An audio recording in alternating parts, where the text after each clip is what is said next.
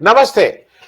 मेरे साप्ताहिक कार्यक्रम प्रोफेसर अभय दुबे के साथ बातचीत में आपका स्वागत है। पिछले एक हफ्ते की राजनीतिक गतिविधियां, और केवल एक हफ्ते की नहीं, एक उस कभी कभी हम लोग उसकी लंबाई और कर देते हैं, बहुत पुरानी बातें भी करने लगते हैं। लेकिन अभी जो दो बातें बहुत खास रही इस समय, इस हफ्ते के लिए, एक तो अभी लोकनीति का जो सर्वे आया है उस पर थोड़ा रुक के बात करेंगे, लेकिन अभी जो मामला है वो संसद भवन के उद्घाटन का है। उसके दो पक्ष हैं। एक पक्ष, उसके दो पक्ष मैं इसलिए कह रहा हूं कि एक तो यह है जिसको लेके विपक्ष उसका बहिष्कार कर रहा है कि राष्ट्रपति को करना चाहिए, आप वो एक उसको चुनौती दे रहा है जो अपने पक्ष में है। और दूसरी एक बात हो रही है, ये सेनेगल वाला मामला लेके ऐसा कहा जा रहा है कि वो हिंदू रीति रिवाजों को उसमें घुसाने की कोशिश की जा रही है। दोनों पे अलग अलग आपकी टिप्पणी ले लेंगे। पहले राष्ट्रपति और उपराष्ट्रपति को इसमें बिल्कुल अनदेखा किया गया है, उनको इन्विटेशन भी नहीं, क्योंकि अगर वो आते तो उद्घाटन उन्हीं से करवाना पड़ता। पहले उस पर एक टिप्पणी अभय सर। देखिए, इस बारे में मैंने टीवी के चैनलों पे कई बार चर्चाएं की हैं, तो उसमें भारतीय जनता पार्टी के प्रवक्ताओं का जो रवैया रहा है उसका मैं जिक्र यहाँ करना चाहूंगा। जब एक भारतीय जनता पार्टी के प्रवक्ता से कहा गया कि भाई आपने निमंत्रण नहीं की दिया उनको, तो उन्होंने पलट के जवाब दिया कि आप किस आधार पर कह रहे हैं कि हमने निमंत्रण नहीं दिया। तो कहा गया कि निमंत्रण पत्र में न राष्ट्रपति का नाम है ना उपराष्ट्रपति का नाम है। तो उन्होंने कहा नाम न होने से ये कैसे तय हो जाता है कि हमने निमंत्रण नहीं दिया है। तो वो लगातार ये मानने को तैयार नहीं थे कि राष्ट्रपति और उपराष्ट्रपति को निमंत्रण नहीं दिया गया। अच्छा, अब जो प्रोटोकॉल है उसकी स्थिति यह है कि अगर राष्ट्रपति या उपराष्ट्रपति किसी कार्यक्रम में बुलाए जाएंगे तो जाहिर है कि वो सर्वोच्च हैसियत में ही बुलाए जा सकते हैं। वो कुछ श्रोताओं में बैठने के लिए तो बुलाए नहीं जाएंगे, ना वो मंच पे कोने में बैठने के लिए बुलाए जाएंगे। उनकी हैसियत तो सर्वोच्च है। तो जब उनको बुलाया जाएगा तो मोदी जी की हैसियत वहां पर सर्वोच्च नहीं रह जाएगी। उनके वहां होने का मतलब यह है कि फिर शिलान्यास हो या उद्घाटन हो वही करेंगे। और इस भवन का शिलान्यास भी मोदी जी ने किया था और उद्घाटन भी मोदी जी करने वाले हैं। तो ये स्थिति है। तो ये सवाल उठाकर विपक्ष ने, हालांकि पूरा मसला प्रतीकात्मक है, लेकिन ये सवाल उठाकर विपक्ष ने कुछ ना कुछ तो भारतीय जनता पार्टी का जो नैरेटिव था उस नैरेटिव को थोड़ा सा गड़बड़ाया है।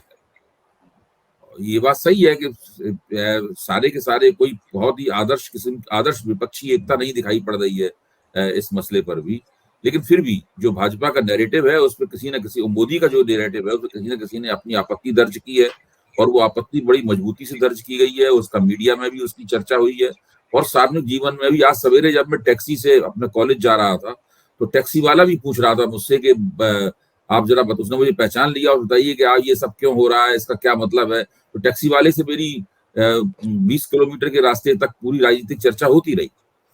तो ये मसला लोगों की बहस में आ गया है। जबकि प्रधानमंत्री ने शिलान्यास किया था उस वक्त चूंकि किसी ने आपत्ति दर्ज नहीं की थी तो उस मसले में कोई बहस भी नहीं हुई थी। तो विपक्ष को ये श्रेय जाता है कि वो इस मसले पर चर्चा करवाने में कामयाब रहा, और यही विपक्ष का काम है जिसमें वो सफल रहा। पहली बात तो ये है। दूसरी बात इसमें यह है कि जहां तक राजदंड का सवाल है, चोल राजाओं के राजदंड सेंगोल का सवाल है, तो उसको कई तरीके से देखा जा सकता है। उसमें एक तरीका तो यह है कि पहली बार दिल्ली की गद्दी में चोल राजाओं का नाम आया। इससे पहले शिवाजी और महाराणा प्रताप का ही नाम आता था, और चोल राजा शिवाजी और महाराणा प्रताप की जो राजनीतिक हैसियत थी उसके मुकाबले उससे कई गुना ज्यादा बड़ी हैसियत थी इस वंश की। वो दक्षिण भारत का बहुत ही महत्वपूर्ण इतिहास में, चूंकि हम लोग उत्तर भारत में रहते हैं और पूरी राजनीति का केंद्र उत्तर भारत ही स्वाभाविक रूप से बना रहता है, तो उसमें दक्षिण की भूमिका बहुत कम होती है। तो और चोल राजाओं के बारे में हम लोगों को कुछ पता भी नहीं है। अभी जब मणिरत्नम ने पोन्नियन सेल्वन फिल्म 2 खंडों में बनाई तब फिर उत्तर में चोलों की कुछ चर्चा हुई। तो एक तो इसका फायदा ये हुआ कम से कम कि चोल राजाओं के बारे में एक तो मणिरत्नम की फिल्म से, और ये जो सेंगुल वाला मामला सामने आया इसके जरिए कुछ चर्चा प्रकाश में आई, और हम उत्तर भारतीयों को भी पता चला, राष्ट्रीय स्वयंसेवक संघ वालों को भी पता चला कि उनके हिंदू राष्ट्र के अतीत में शिवाजी और महाराणा प्रताप के अलावा मराठाओं और राजपूतों के अलावा चोल राजा भी थे। ये भी यहाँ तक कि वो लोग विजयनगर साम्राज्य की भी चर्चा नहीं करते, और चोलों का तो महत्व विजयनगर साम्राज्य से भी बड़ा है जी। तो एक इसका ये पहलू है।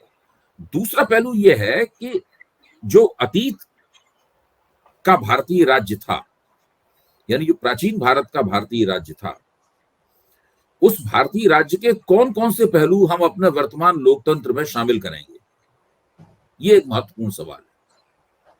क्या राजदंड हम अपने वर्तमान लोकतंत्र में शामिल करेंगे? अगर चोल राजाओं ने कोई ऐसा अच्छा सुंदर प्रशासनिक कदम उठाया था और उससे प्रेरणा प्राप्त करके हम लोग कोई काम करते हैं, अगर उनके राज्य में कुछ उनकी राज्य करने की विधि में कुछ ऐसी बात थी जिससे आधुनिक लोकतंत्र के अंदर कोई बात जोड़ी जा सकती है, तो वो तो एक अलग बात, उसका तो स्वागत किया जाना चाहिए। और उनके पूरे राजकाज को, उनकी पूरी अवधि है उसको कोर्स में बाकायदा प्रमुखता से पढ़ा जाना चाहिए और हम सब लोगों को पता होना चाहिए कि चोल साम्राज्य क्या चीज थी। लेकिन उनका राजदंड जो था, उस राजदंड को संसद में रखना, वो अपने आप में थोड़ा सा अजीब लगता है। ये लोकतंत्र की जो स्पिरिट है, भावना है, उसके खिलाफ जाता है। लोकतंत्र राजदंड चलता नहीं, वो तो चोल सम्राट थे। मोदी जी तो सम्राट नहीं है, मोदी तो जनसेवक है। जनसेवक को राजदंड की आवश्यकता क्या है? जनसेवक को प्रतीकात्मक रूप से भी राजदंड की आवश्यकता नहीं है। जब नेहरू को ये राजदंड भेंट किया गया था तो नेहरू जी का मिजाज लोकतांत्रिकता, उन्होंने इसे म्यूजियम में भिजवा दिया था कि वहां रख दो भाई, आके इतिहास की चीज है, वहां लोग आके देख लिया करेंगे इसको। संसद में लगातार लोकसभा अध्यक्ष के बगल में रखा जाएगा और लोग लगातार वो प्रतीकात्मक रूप से उसकी उपस्थिति हर वक्त संसद में रहेगी। ये तो अपने आप में एक विचित्र बात है, इसकी तो कोई तुक समझ में आती नहीं है। तो मैं इसको इन दो दृष्टियों से देखता हूं। जी, मैं एक दो चीजें और उसमें कह दूं। एक तो इन्होंने केवल फाउंडेशन ही नहीं, एक बीच में अगर आपको याद हो तो इन्होंने अशोक की लाट जो नेशनल एम्बलम था उसका भी उद्घाटन मोदी जी कर गए, तो वो भी एक बीच में एक और उद्घाटन हुआ है। और लेकिन मैं थोड़ा एक संक्षेप में पूछ लूं, राज्यसभा, भाई लोकसभा, राज्यसभा, प्रधान और राष्ट्रपति मिलकर पार्लियामेंट बनते हैं, राज्यसभा का कोई वो है ही नहीं भाई। राज्यसभा के उपराष्ट्रपति जी नहीं आ रहे हैं, राज्यसभा का कोई मेंशन नहीं है, तो वो भी एक अजीब सी चीज है। दूसरा, मैं ये, अगर मुझे ऐसा लगता है कि ये बड़ा ओकेजन था जब सारे मुख्यमंत्रियों को एक बड़ा, अगर इवेंट करने में आप इतने सिद्धहस्त थे, आप सबको बुलाते, एक बड़ा जलसा होता, देश का भी ये होता कि भाई कुछ नया हुआ है। इसके पीछे है ये भारतीय लोकतंत्र का मतलब दिल्ली नहीं है। जी, भारतीय लोकतंत्र का मतलब केवल दिल्ली नहीं है। दिल्ली है, जरूर है, दिल्ली उसके अंदर शीर्ष पर है, लेकिन केवल दिल्ली नहीं है। दिल्ली बिना राज्यों के सहयोग के, बिना राज्यों के जो पिरामिड बनता है, उस पिरामिड में शीर्ष पर दिल्ली है, लेकिन पिरामिड का बाकी हिस्सा तो राज्यों से बनता है। तो राज्यसभा जो है वो काउंसिल ऑफ स्टेट्स है, इसीलिए उसको राज्यसभा कहते हैं। वहां राज्यों से चुन के सांसद आते हैं, वो सांसद दरअसल उन राज्यों की नुमाइंदगी करते हैं। तो काउंसिल ऑफ स्टेट का अगर आप भारत के शासन में लगातार उल्लंघन करेंगे और उसको लोकसभा के मुकाबले कमतर मानेंगे, तो ये फिर इसका कोई मतलब नहीं रह जाएगा। फिर ये हमारे लोकतंत्र को समृद्ध करने की बजाय उसको कमजोर करेगा, उसको दरिद्र करेगा। जी प्रोफेसर साहब, एक छोटी टिप्पणी मैं ये भी समझ लूं, कुछ लोगों का ये भी मानना है कि दक्षिण में चोल वंश के इसको लाके वो थोड़ा दक्षिण में घुसने की कोशिश भी हो रही, क्योंकि अभी वो बीजेपी फ्री साउथ हो गया है, तो वो क्या इससे फर्क पड़ेगा? मुझे मतलब मेरे हिसाब से तो इससे क्या फर्क? देखिए इससे कोई फर्क नहीं पड़ेगा। वो चोल वंश तमिलनाडु के वो लोग थे, चोल वंश जो था वो तमिलनाडु केंद्रित था, मतलब हालांकि श्रीलंका तक उनकी फौजें जाती थी।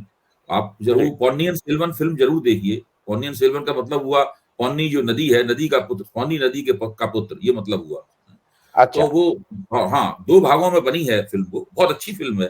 पहला भाग तो मैंने पूरा देखा है, अभी दूसरा भाग ओटीटी प्लेटफॉर्म पर आया है, मैं उस भाग को भी देखूंगा। वो हिंदी में भी उपलब्ध है, अंग्रेजी में भी उपलब्ध है और तमिल में तो उपलब्ध है ही। वो एक बहुत महत्वपूर्ण फिल्म है और भारतीय इतिहास की उन बातों के बारे में हमें बताती है जिनका ध्यान हमारे ध्यान से निकल गई है। ये एक बहुत महान उपन्यास है जो कि 50 के दशक में लिखा गया था और उस उपन्यास को धारावाहिक रूप से प्रकाशित हुआ था। और जिस पत्रिका में उपन्यास प्रकाशित हुआ था उस वक्त वो पत्रिका उस जमाने में 50 के दशक में उसकी 50,000 प्रतियां केवल इस उपन्यास को पढ़ने के लिए बिकती थी। अच्छा, इससे हम अंदाजा लगा सकते हैं कि कितना महत्वपूर्ण उपन्यास है। और उस उपन्यास को सेल्यूलाइड पे उतारना, फिल्म पर्दे पे उतारना अपने आप में एक बहुत बड़ी रचनात्मक चुनौती थी, जिसको मणिरत्नम ने स्वीकार किया। और वो बचपन से सोच रहे थे, जब वो छोटे थे जब उन्होंने बचपन में उपन्यास पढ़ा था किशोर वय में, तभी से वो सोच रहे थे कभी मुझे मौका मिला तो मैं इस उपन्यास के ऊपर फिल्म बनाऊंगा। तो जब उन्होंने पहले से ही एक फिल्मकार के तौर पर महानता अर्जित कर ली है मणिरत्नम ने, उन्होंने मौका मिला, उनको फाइनेंसेस इस तरह के मिले और उन्होंने अंततः वो फिल्म बनाई उन्होंने, जो कि बहुत उम्दा किस्म की फिल्म। आप कुछ कह रहे हैं? जी नहीं, मैं लोकनीति पे आने से पहले एक छोटी टिप्पणी आपसे इसलिए ले रहा हूं कि इस बीच एक काम और हुआ कि मोदी जी जापान गए G7 की मीटिंग में। हालांकि G7 के हम लोग सदस्य नहीं, हम लोग इनवाइटी गए थे, 9 देश इनवाइटेड थे, उसमें से एक देश की पॉपुलेशन 8.5 लाख थी, एक देश की पॉपुलेशन 15,000 कुछ सैकड़े मतलब हजारों में थी। इस तरह के साथ हम लोग भी इनवाइटेड थे, वहां मोदी जी गए। फिर मोदी जी ऑस्ट्रेलिया चले गए, जो मीटिंग कैंसिल हुई थी उसके बाद भी चले गए ऑस्ट्रेलिया। ऑस्ट्रेलिया में जब ये थे उसी समय कैनबरा में उनकी पार्लियामेंट में BBC डॉक्यूमेंट्री भी दिखा दी गई और काफी कुछ वहां पे हुआ है। और इनके आने के बाद कुछ स्टेट की यूनिवर्सिटीज को ऑस्ट्रेलिया ने अपने यहां लेने से मना कर दिया। ये मैं आपसे इसलिए ये पूछ रहा हूं कि देश में मणिपुर जल रहा है, बहुत सी चीजें हो रही हैं, इनका ये वाला अभी भी ये गया नहीं है मन में वो कि विदेश जाओ, थोड़ा फोटो खिंचवाओ, इससे देश में वो होगा। इससे आपको लगता है वोट का नुकसान तो नहीं हो रहा है? नहीं, मैं ये नहीं मानता हूं इससे ना वोट का फायदा है ना कोई नुकसान है। ये तो दरअसल ये है कि भाई रंग रुतबा और शान कैसे कायम की जाए, प्रोफाइल अपना और कैसे चमकदार बनाया जाए। और इसमें कभी कभी कुछ मनोरंजन की बातें भी पैदा हो जाती हैं, जैसे कि ऑस्ट्रेलिया के साथ में एक इस प्रकार की समझदारी कायम हुई है कि वो ऑस्ट्रेलिया भारत की डिग्रियों को मान्यता देगा और ये ऑस्ट्रेलिया की डिग्रियों को मान्यता देंगे। हालांकि ऑस्ट्रेलिया की डिग्रियों को भारत में पहले से ही मान्यता प्राप्त है। तो अब भारत की डिग्रियों को अगर मान्यता मिलेगी तो फिर वो जो एंटायर पॉलिटिकल साइंस की एक डिग्री है वो भी हो जाएगी मान्य। स्नातक हैं तो वो क्या उस डिग्री को भी ऑस्ट्रेलिया में मान्यता मिलेगी? ऑस्ट्रेलियंस पूछ सकते हैं कि भाई जो प्रधानमंत्री जिस डिग्री के तहत स्नातक हैं, हम उस डिग्री की मान्यता देंगे या उस डिग्री को मान्यता हम नहीं देंगे, या उस डिग्री को ऑस्ट्रेलिया में मान्यता नहीं मिलेगी? तो ये अपने आप में व्यंग्यकारों का विषय हो सकता है कि भाई एंटायर पॉलिटिकल साइंस एक ऐसा अनुशासन है जिसमें केवल एक ही विश्वविद्यालय ने डिग्री दी है और एक ही व्यक्ति को दी गई है वो डिग्री आज तक। उस व्यक्ति का नाम है भारत के प्रधानमंत्री नरेंद्र मोदी जी। तो अब जरा उस पूरे प्रकरण में सबसे ज्यादा मनोरंजक पहलू मुझे यही लगा था जी। अब दिमाग फोटो अपॉर्चुनिटी शान दिखाऊ मामला है पूरा का पूरा। हाँ, लेकिन क्वाड की मीटिंग है वो हो जाने के बाद, खैर अब मैं लोकनीति वाले पे आ जा रहा हूं। जो एक अभी सर्वे आया, वो सर्वे में एक तो कौन कितनी ख्याति है, राहुल गांधी और इनकी बात भी हो रही है। फिर एक सर्वे आ रहा है जिसमें सीट की भी बात हो रही है कि छत्तीसगढ़ में कौन आगे कौन पीछे। ये कर्नाटक में तो ऐसा लगा कि सर्वे जो थे वो एक इंडिकेटिव थे, उसमें बाद में जो भी दिया। ये सर्वे क्या कुछ कह रहे हैं आपके हिसाब से, क्योंकि आप बहुत लंबे समय से इन सर्वेस को देखते रहे हैं, इस पे बोलते रहे हैं? देखिए, जो लोकनीति ने जो एक राष्ट्रीय सर्वे किया है जिसके अंदर लोगों की राय पूछी गई है, वो एक तरह से मोदी जी के पिछले 9 साल के शासनकाल के ऊपर जनता की राय भी है। और अभी लोकसभा शासन से काफी दूर सर्वे किया गया है। ये मेरा मानना है कि जैसे जैसे लोकसभा का शासन नजदीक आए, लोकसभा का चुनाव नजदीक आएगा जी, हाँ, और 1-2 महीने की दूरी पर ही हम लोग रह जाएंगे हैं, उस वक्त सर्वे अगर जब किया जाएगा तो फिर तब उस वक्त जनता का दिमाग राजनीतिक रूप से अधिक सक्रिय होता है, उसका दृष्टिकोण भिन्न होता है, वोटर का अलग तरीके से वो देखता है। लेकिन इस सर्वेक्षण में भी अगर आप देखेंगे तो आप पाएंगे इसमें भारतीय जनता पार्टी के लिए और नरेंद्र मोदी के लिए पर्याप्त चेतावनियां हैं। एंटी इनकम्बेंसी है, उतनी एंटी इनकम्बेंसी नहीं है इतनी कर्नाटक में थी, और वो एंटी इनकम्बेंसी उतनी उग्र भी नहीं है। लेकिन ये भी नहीं है कि एंटी इनकम्बेंसी ना हो, और जरा सा आप चूकते हैं तो राजनीति में रातों रात कुछ का कुछ हो जाता है। तो वो एंटी इनकम्बेंसी जिस तरह जीत की संभावनाएं स्नोबॉल होती हैं, उसी तरह हार के अंदेशे भी स्नोबॉल होते हैं। ये कर्नाटक में हम लोग देख चुके, हिमाचल प्रदेश में हम लोग ये देख चुके।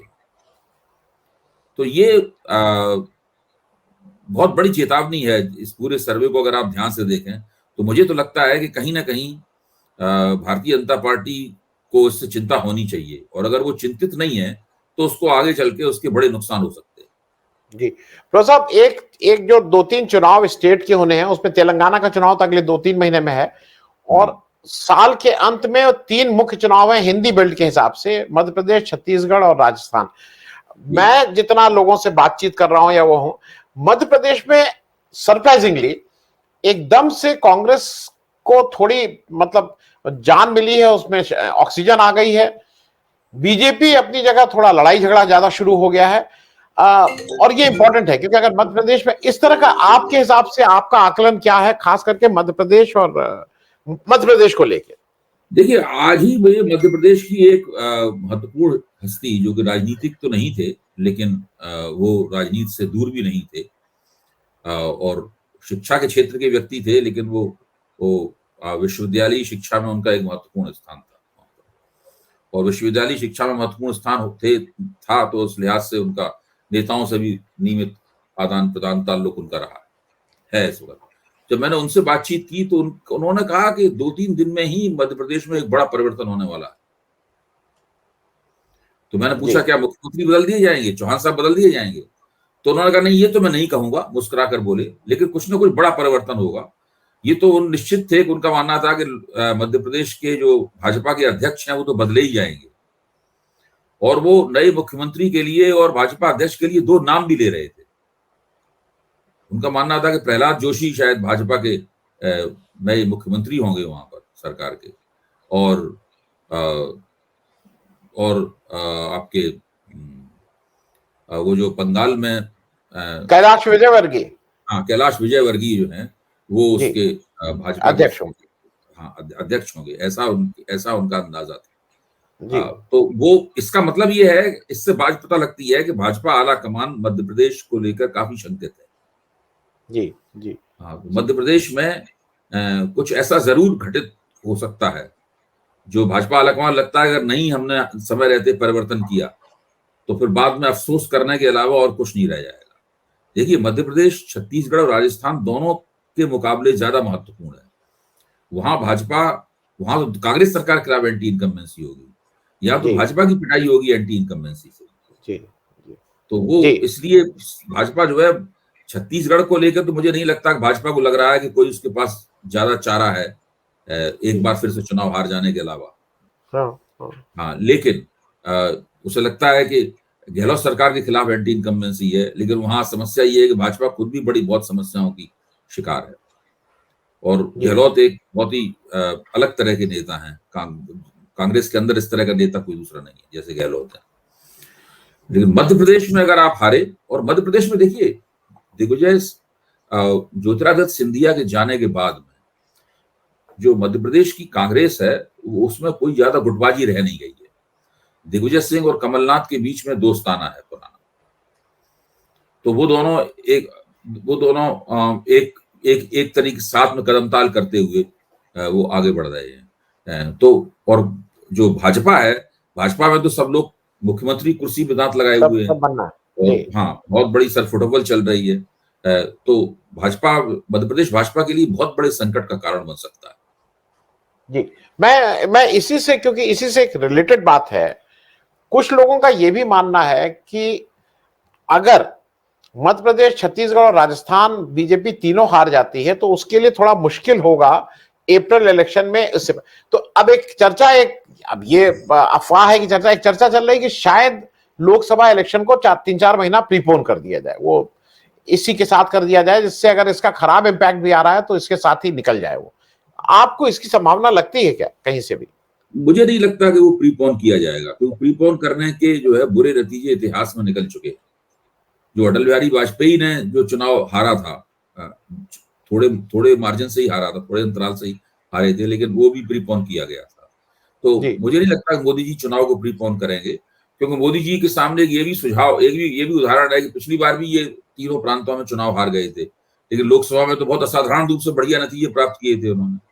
तो उनको लगता है कि एक स्प्लिट वोटर की परिघटना है, जो कि लोकसभा में उनको वोट दिला देती है और भले ही विधानसभा में उनको वोट ना मिल पाए। तो वो देखना चाहेंगे कि इस बार फिर से स्प्लिट वोटर की परिघटना कितनी काम करती है। लेकिन पिछली बार जो बालाकोट स्ट्राइक हुई थी, पुलवामा वाला मसला जो था, उस मसले ने मोदी की मोदी के चुनाव प्रचार को एक खास तरह की धार दे दी थी, जिससे जनता ने ये देखा था कि ये इस व्यक्ति ने देश के सम्मान की रक्षा की, सीमाओं की रक्षा की, तो उससे मोदी को बहुत फायदा हुआ था।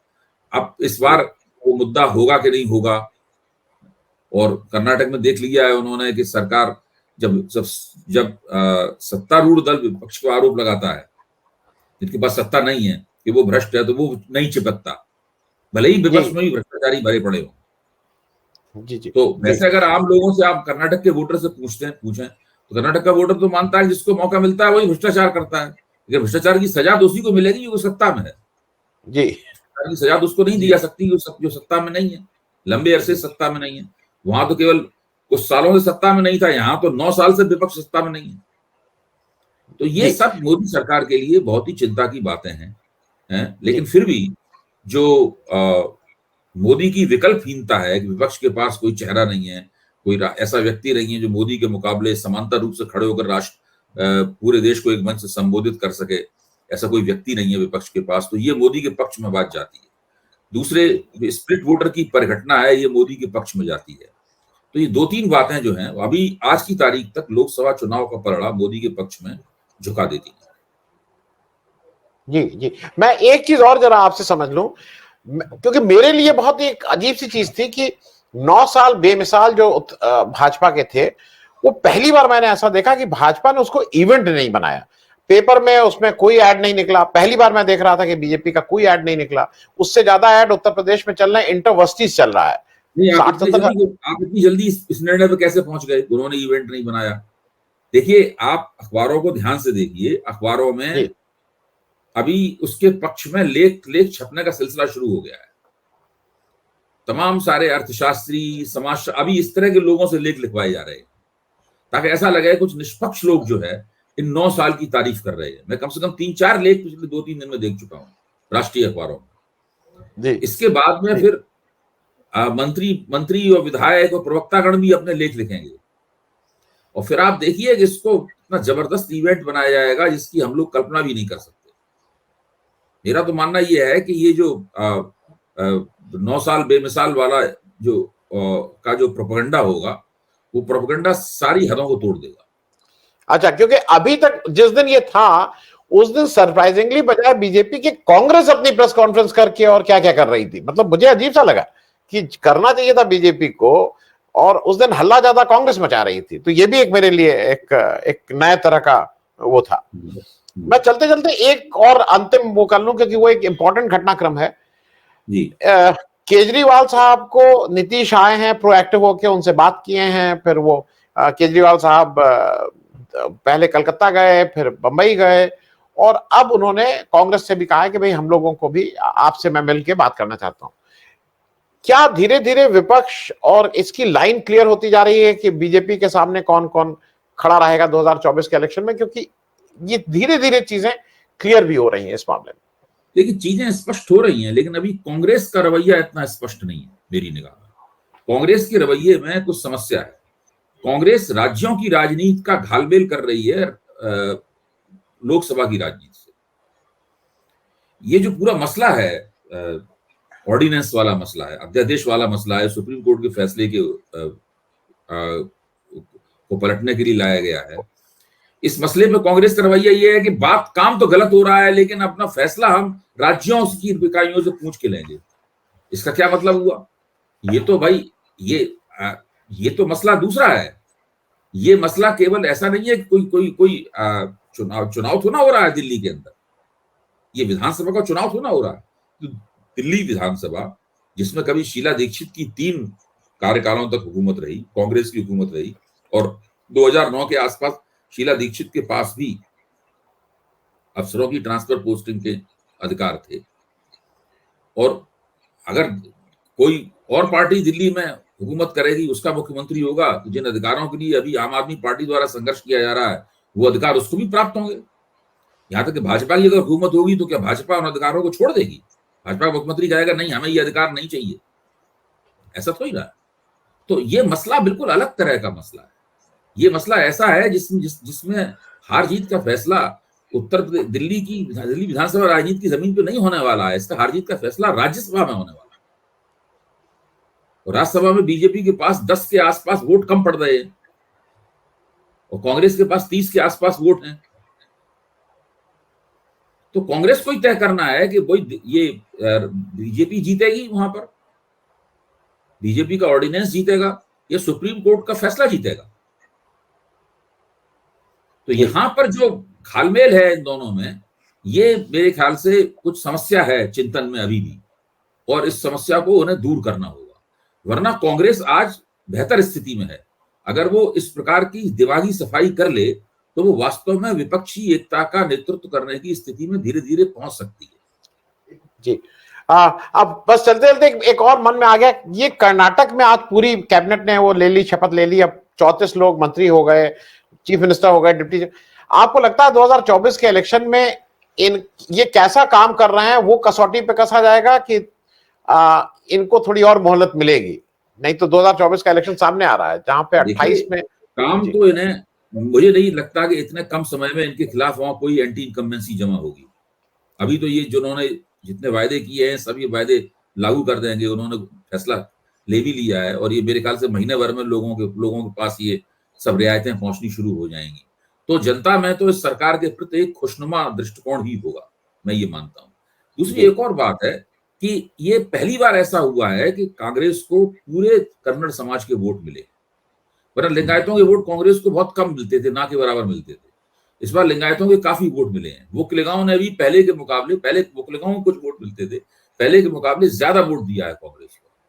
पहले भाजपा आदिवासियों के बीच में कुछ हस्तक्षेप कर पाती थी, दलितों के एक बड़े हिस्से के बीच में हस्तक्षेप कर पाती थी, भाजपा को वो भी इस बार नसीब नहीं हुआ है पहले की तरीके से।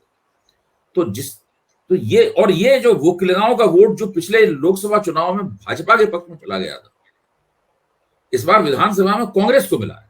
अगर वो जनता दल सेकुलर की तरफ लौट जाता तो कांग्रेस की जीत भी इतनी जोरदार नहीं होती और फिर वो वोट फिर दोबारा भाजपा के पास लोकसभा चुनाव में जाता।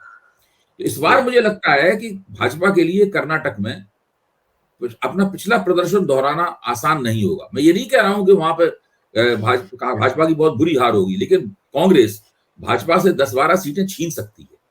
जी, और मैं चलते चलते मुझे एक चीज अच्छी लगी आज, एक तरफ जेडीएस जो है वो ये कह रही है, उसका एक ही है राज्यसभा का मेंबर, हालांकि वो ये कह रही है कि हम इस कार्यक्रम में भाग लेंगे कल का जो है। और आज अच्छा ये लगा कि डीके शिव कुमार देवेगौड़ा साहब के पास गए, उनका आशीर्वाद लेने, उन्होंने उनका स्वागत किया। तो मतलब मुझे ये ठीक लगा कि ठीक है, वो पॉलिटिक्स एक अपनी वहां की चल रही है, लेकिन कर्नाटक लेवल पे वो लोग कम से कम एक पेज पे आ रहे हैं। आपका बहुत बहुत धन्यवाद प्रोफेसर साहब ज्वाइन करने के लिए। Thank you so much.